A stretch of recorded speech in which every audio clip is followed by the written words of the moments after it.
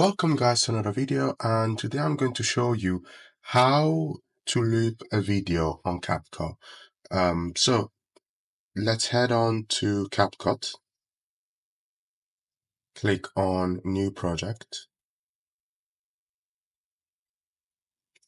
and then let's select a video. So I got this video of this train just moving around, and all you have to do is click on the video, then keep scrolling uh, near the end. And at some point, you should find this button right here called duplicate, right? And all you have to do is duplicate it, click on it, and you will see you will have your now video looping over and over again, over and over again. And all you have to do is click on it again, then duplicate it, and then you can just duplicate it as much as you need to make your video loop as long as you want.